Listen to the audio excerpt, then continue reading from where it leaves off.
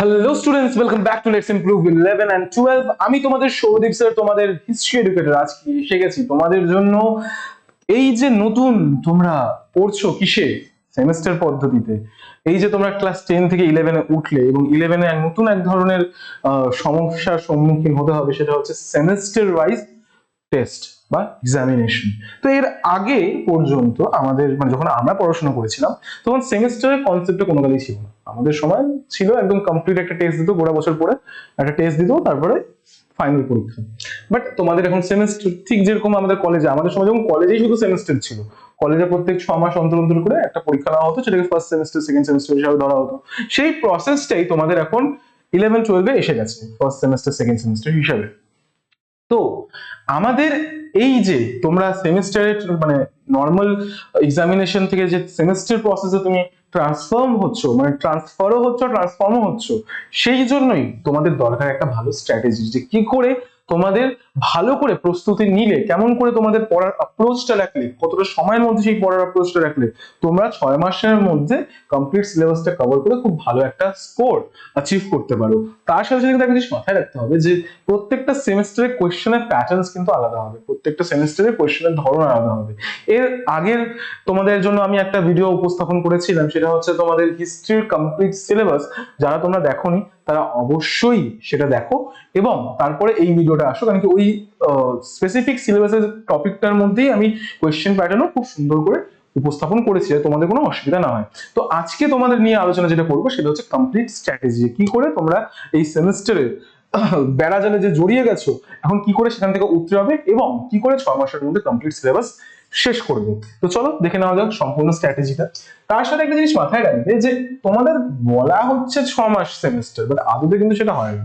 নামেই 6 মান্থসের সেমিস্টার থাকে, কিন্তু খুব তাড়াতাড়ি করে সেমিস্টার গুলো আসে এবং স্বাভাবিকভাবে আমাদের মধ্যে সেই অভ্যাসটা থাকে না। ক্লাস 10 পর্যন্ত তো সেই অভ্যাসটা ছিলই না যে হ্যাঁ প্রত্যেক 6 মাস, তথাকথিত 6 মাস, যেটা তোমার 6 মাসের থেকে কম সময়ই পাবা, ধরেই চলবা যে হ্যাঁ তোমরা সবসময় 6 মাসের থেকে কম সময় পাচ্ছ, 4 মাস ধরে চলবে সবসময়, যে হ্যাঁ 4 মান্থসের মধ্যে তোমাদের এক্সামিনেশন চলে আসবে। তো এই যে এতটুকু টাইম গন্ডির মধ্যে মধ্যে কমপ্লিট সিলেবাস করে পড়ার অভ্যাস আমাদের সত্যি কথা বলতে নেই। মানে যারা 10 থেকে 11-এ উঠেছো, 10 পর্যন্ত তোমাদের এই অভ্যাসটা ছিলও না এবং স্বাভাবিকভাবে সেই স্বভাবটা তোমাদের এবার বিল হয়নি। তো সেই জন্যই এখন এই জিনিসটাকে আমাদেরকে আয়ত্ত করতে হবে, যে কি করে কম মাসের মধ্যে আমরা কমপ্লিট সিলেবাসটা পড়ে উতরে ভালো করে বুঝে একটা ভালো স্কোর অ্যাচিভ করতে পারবো। তো চলো সম্পূর্ণ স্ট্র্যাটেজিটা আমি তোমাদের সাথে ডিসকাস করে নিই। তো এখন কি রয়েছে, এখন তোমাদের চলছে মার্চ মাস, সদ্য গেল হোলি, রঙ বরসে ভিগে চুনরি, যাই হোক তোমাদের হোলি গেছে, মার্চ মাস শুরু। তো এই মার্চ মাস ধরে নিয়েছে, এখন তোমাদের হাতে আছে কিন্তু জানুয়ারি গেল, ফেব্রুয়ারি গেল, মার্চ, ফেব্রুয়ারিতে তোমাদের পরীক্ষায় শেষ হলো, March April May June July, June July এর মধ্যে তোমাদের সেমিস্টারের প্রথম পরীক্ষা হয়ে যায়। জুন জুলাই আগস্ট এরকম টাইম লাইনের মধ্যে, এই টাইমটা একটু ফ্লাকচুয়েট করে, সেই হিসাবে তোমাদের পরীক্ষা উপস্থাপন করা হয়। ধরে রাখি যে তোমাদের কাছে 4 মাস রয়েছে, ঠিক আছে, 4টা মাস রয়েছে এবং তোমাদের ইউনিট কত রয়েছে, তোমাদের এই গোটা সিলেবাস, তোমরা কিন্তু অবশ্যই সিলেবাসের ভিডিওটা ভালো করে দেখে নিবে। তোমাদের ইউনিট রয়েছে 3টা। এখন বলবে স্যার শুধু 3টাই তো ইউনিট, ইজিলি করে, আর শর্ট কোয়েশ্চেনই তো, কতটাই বা সব কঠিন হবে। একটা কথা মাথায় রাখবা, বড় প্রশ্ন থেকে শর্ট কোয়েশ্চেন বেশি টাফ। তার মধ্যে ইতিহাসের মতো একটা ভাস্ট সিলেবাস, ইতিহাস কোনোদিনই ছোট ছিল না, কোনোদিনই ছোট থাকবে না, এটা চিরকালই একটা বৃহৎ অধ্যায়, বৃহৎ একটা সিলেবাস। এই বৃহৎ সিলেবাসের মধ্যে খুঁটিনাটি সব শর্ট কোশ্চেন তোমাকে পড়তে হবে, সবগুলো। সেই জিনিসগুলো এখন এই কম সময়ে তোমরা বলছো, ভাবছো যে শর্ট কোশ্চেন তো পড়তে হবে, 4 মাস is more than enough, but না, একদম না। শর্ট কোশ্চেন যখন তোমরা বইটা খুলবে না, তখন মাথা গুলিয়ে যাবে যে সাব টপিকস গুলো দেখে, যে কোথায় কি, কোথা থেকে কি চলে যাচ্ছে। তো সেই জন্যই তোমাকে সিস্টেম্যাটিক অ্যাপ্রোচ করতে হবে। এই 3টা ইউনিটের জন্য তোমাদের ডেডিকেটিভলি 1 মাস করে তো দিতেই হবে, নাহলে পারবে না কোনোভাবেই, ঠিক আছে। ফার্স্ট অফ অল আমরা একটা জিনিস লক্ষ্য করেছি, যে প্রথম ইউনিটে আমাদের এই 5টা সেগমেন্টস রয়েছে, এটা 5টা সাব টপিক রয়েছে। এখন এই 5টা সাব টপিকের মধ্যে আমাদের যেগুলো দরকার রয়েছে, যেগুলো খুব ভালো করে উপস্থাপনা খুব ইজিলি আমরা পড়ে নিতে পারবো, সেগুলো হচ্ছে ইতিহাসের যুগ বিভাজন, ইতিহাসের উৎস, লিখিত উপাদান। এত পর্যন্ত এই 3টা সেগমেন্ট আমরা ইজিলি কভার আপ করতে পারবো, এটা নিয়ে বেশি সমস্যা হবে না। তো আমি এটা ধরে রাখছি যে খুব বেশি হলে এটা 15 to 20 ডেজ এর মধ্যে এটা কমপ্লিট হয়ে যাবে, 15 to 20 ডেজ একটু মোর দেন না বলছি, আমি অনেক সময় বলছি 15 to 20 ডেজ। আমি অন্যান্য সাবজেক্ট গুলো মাথায় রেখে বলছি, তোমাদের সাবজেক্টসও রয়েছে সেগুলোও কভার করতে হবে।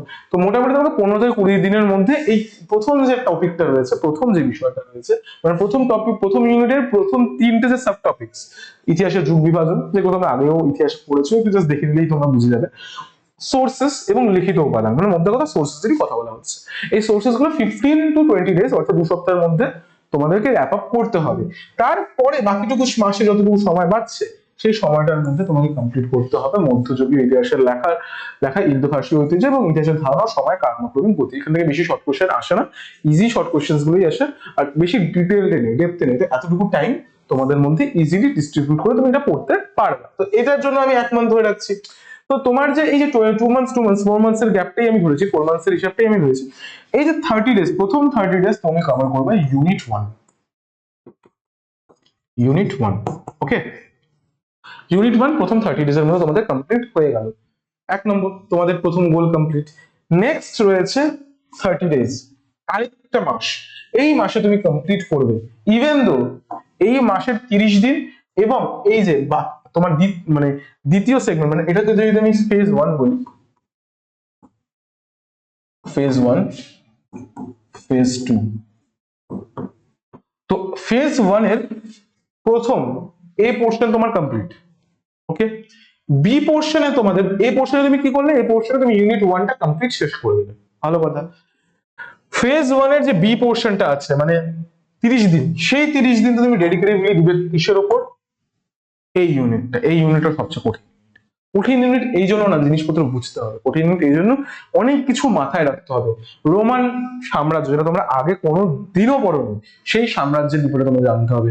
সেগুলোর বিভিন্ন শর্ট টার্মস আছে, টার্মিনোলজি আছে, ছোট ছোট বিষয় আছে, বিভিন্ন পদ রয়েছে, বিভিন্ন অ্যারিস্টোক্রেটিক সিস্টেম রয়েছে, অ্যাডমিনিস্ট্রেটিভ সিস্টেম রয়েছে। এখানে কমপ্লিট তোমাদের এটা বুঝতে হবে যে রোমান সাম্রাজ্যের সবকিছু তোমাকে কভার করতে হবে। রোমান এম্পায়ার যে একেবারে ইউরোসেন্ট্রিক, কমপ্লিটলি ইউরোপিয়ান হিস্ট্রি, তার উপর এটা রোমান মানে এনশিয়েন্ট ইউরোপ হিস্ট্রি। তো স্বাভাবিকভাবে এগুলো তোমাদের কাছে একদম অজানা বিষয়। তো অজানা বিষয়গুলো জানতে বেশি সময় লাগবে। তো এই যে ফেজ 1 এর, আমি যে ফেজ 1 এর কথা বললাম, ফেজ 1 এর মধ্যে যে 30 ডেজটা বাকি ছিল, এই যে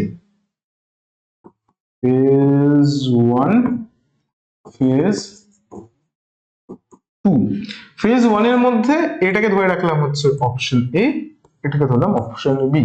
তো ফেজ 1 এর বি অপশনটার মধ্যে, মানে এই যে 30 দিন, এই 30 দিন আমরা কি করব, শুধু রোমান সাম্রাজ্য নিয়ে পড়াশোনা করতে থাকবো। মানে সাম্রাজ্য ওরিয়েন্টেড যত কিছু আছে, রোমান সাম্রাজ্যের সঙ্গে উপমহাদেশীয় সাম্রাজ্যের বিভিন্ন সম্পর্ক, দাস প্রথা, সাংস্কৃতিক রূপান্তর, দাস অর্থনীতিতে প্রভাব, মানে এটা সম্পূর্ণই আমাদের Roman empire, the great Roman empire. যেহেতু এটা গ্রেড আছে, তো স্বাভাবিকভাবে সহজ তো হবে না। তো এই কমপ্লিট 30 ডেজ আমি ডেডিকেটিভলি শুধু এটাই পড়বো, এর বাইরে কিছু দেখতে যাবই না, ঠিক আছে।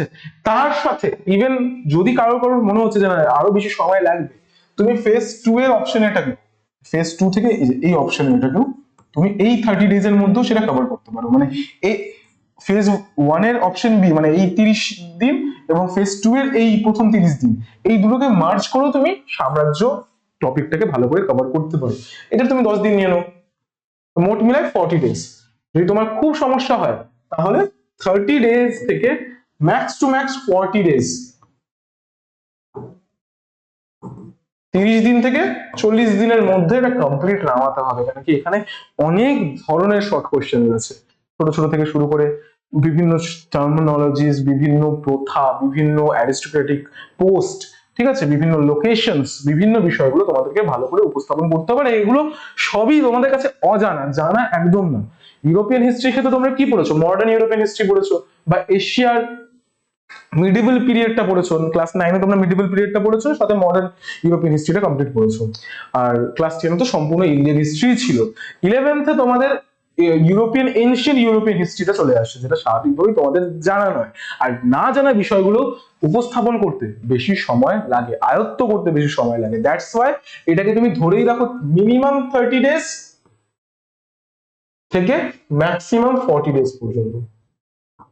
নেক্সট তোমার বাজবে হচ্ছে লাস্ট এই 30 ডেজটা, এই 30 ডেজ বা 20 days, minimum 20 days, to 30 days, কেন কি এখানে যদি তুমি 10 দিন নাও এখানে তো তোমার জায়গাটা বেঁচে থাকবে না, এই যে লাস্ট 30 days আর হচ্ছে তোমার এখানকার 20 days, এই সময়টা কভার তুমি করবা নেক্সট এই চ্যাপ্টারটাকে। এই চ্যাপ্টারটার মধ্যে অনেক কিছু আছে, জনপদ রয়েছে, মহাজনপদ, মহাজনপদের মধ্যে অনেকগুলো আছে, কাশী, কোশল, অঙ্গ, মগধ, অবন্তী, মৎস্য, বৃজি, মল্ল, কুরু, পাঞ্চাল, ছেদি, মৎস্য, গান্ধার, অশ্মক, সূর্যেন, কম্বোজ, মানে 16টা মহাজনপদ তো এখানেই তোমাকে মুখস্থ করতে হবে, প্রত্যেকটা ক্যাপিটাল মাথায় রাখতে হবে। তো স্বাভাবিকভাবেই দেখতেই পাচ্ছ বিষয়টা সহজ না। তো জনপদ, মহাজনপদ এবং রাজতন্ত্রের যে ট্রানজিশন সেই বিষয়টা বুঝতে হবে। এখন এই বিষয়গুলো যেহেতু স্বাভাবিকভাবেই অল্প অল্প তোমরা হয়তো মহাজনপদ এনশিয়েন্ট হিস্ট্রি তোমরা কোনোদিনও পড়োনি, মানে ইন্ডিয়ান এনশিয়েন্ট হিস্ট্রি তোমরা খুব ভালো করে পড়োনি, এই জন্য সময় লাগবে। তো নেক্সট 20 days প্লাস এই যে 30 days, এটা কমপ্লিট তুমি কভার করবে কিসে, এই চ্যাপ্টারটা শাসন ব্যবস্থা এবং শাসন ব্যবস্থার ধারণা, যেখানে তুলনামূলক শাসন ব্যবস্থার ধারণা তোমাদের সামনে উপস্থাপিত হবে। এই জিনিসটা কিন্তু মাথায় রাখতে হবে যে 20 days থেকে 30 days তোমাদের কমপ্লিট জিনিসটাকে কভার করতে হবে। এখানে অনেক কিছু আছে, চোল প্রশাসন রয়েছে, মৌর্য সাম্রাজ্য এবং ম্যাসিডোনিয়ার মধ্যে তুলনা রয়েছে, রোমান সাম্রাজ্য, গুপ্ত সাম্রাজ্যের তুলনা রয়েছে, যেগুলো আমরা সিলেবাসে আলোচনা করেছি যে কি কি বিষয় নিয়ে আমরা কথা বলতে হবে এখানে। তো এই বিষয়টার জন্যই আমাদের এখানে মোটামুটি 50 days কভার করতে হবে, 40 to 50 days আমাদের এটা কমপ্লিট ডেডিকেটিভলি দিতে হবে এই চ্যাপ্টারটা, না হলে এই চ্যাপ্টার শেষ হবে না, কারণ কি এখানে অনেক বিষয় রয়েছে। যদি আমি সারাংশ বলি তাহলে দাঁড়ায় হচ্ছে এটাই যে প্রথম 30 days তুমি কভার করবে কি ফার্স্ট ইউনিট, আর এটা সবচেয়ে ইজি ইউনিট, এর জন্য যত তাড়াতাড়ি পারবে এটাকে শেষ করবে। এই 30 days আর এখানকার 10 days আর এখানকার 30 days কমপ্লিটলি দিবে হচ্ছে ইউনিট 2 কে, এবং এখান থেকে যা রিমেইনিং টাইমস আছে, রিমেইনিং ডেজ, তার সাথে এই ডেটটাকে অ্যাড করবে ইউনিট 3। এই সিস্টেম্যাটিক অ্যাপ্রোচে চললে তোমাদের পড়াটা সহজভাবে এগোতে পারবে, নাহলে তোমরা প্রথম সেমিস্টারেই হিমশিম খেয়ে যাবে, আর সেটা একদম ভালো হবে না। এখানে আমি এই 2 months থেকে কেন ধরিনি তার খুব সহজ কারণ, যদি সময় বেঁচে থাকে তাহলে তুমি সেটা প্র্যাকটিস করতে পারবা। আর আমি যতদূর মনে করি 2 months তোমাদের বাকি থাকবেও না, সেমিস্টারের 4 মাসেই ধরে রাখো, 6 মাস বড় হয় না।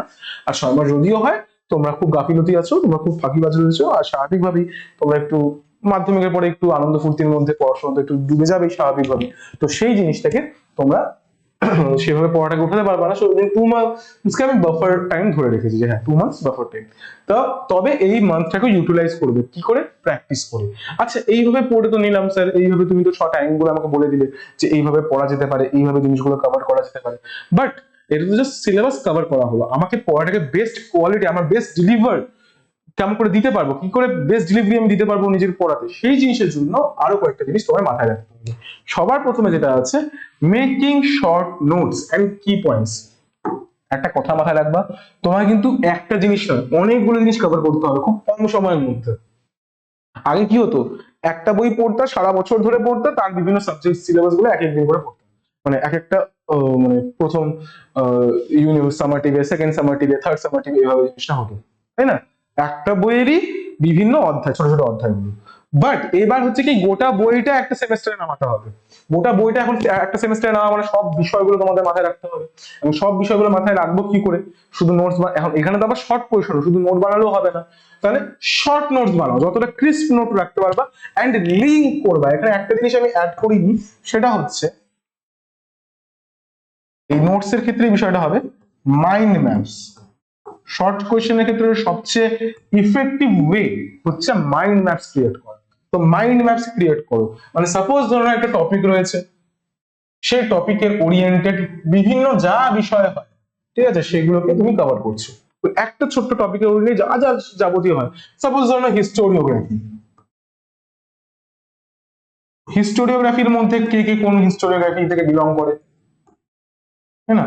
তার সাথে সেই হিস্টোরিওগ্রাফির কোন কোন হিস্টোরিয়ানস আছে, ঠিক আছে, বা সোর্সেস, এই অমুক সোর্সেস থেকে বিভিন্ন কোন কোন সোর্সেস গুলো রয়েছে, সেই সোর্সেসের বিভিন্ন রাইটার্স কোথায়, ওই সোর্সেস গুলো কোথায় কোথায় ইউজ করা হয়েছে, এইভাবে তোমরা মাইন্ড ম্যাপস গুলো ক্রিয়েট করতে পারো, যার ফলে তোমার মাথায় ইজিলি বিষয়গুলো চলে আসবে এবং পরে যখন রিভিশন বা রিকল করবে তখন বিষয়গুলো তোমাদেরকে আর ঘাটতে হবে না, বিষয়গুলো আগে থেকেই তোমার সাবকনশিয়াস মাইন্ডে স্টোর হয়ে আছে, সেটাকে শুধু কনসিয়াস মাইন্ডে আনতে হবে, nothing else. So making short notes and key points is very important for your study.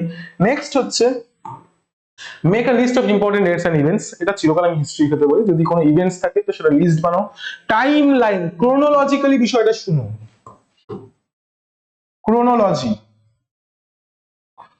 ক্রোনোলজিটা বুঝতে হবে, ঠিক আছে? কমপ্লিট ক্রোনোলজি, কোনটার পর কোনটা আসছে,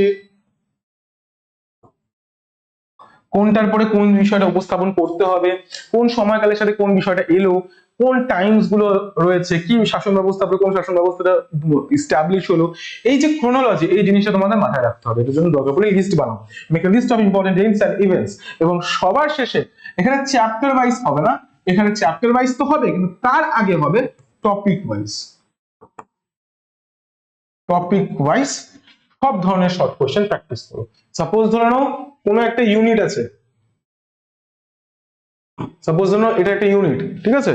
ইউনিটের এটা হচ্ছে সাব টপিক, এই সাব টপিক তুমি কমপ্লিট করেছো, এটার শর্ট কোশ্চেন যত ধরনের শর্ট কোশ্চেন আছে,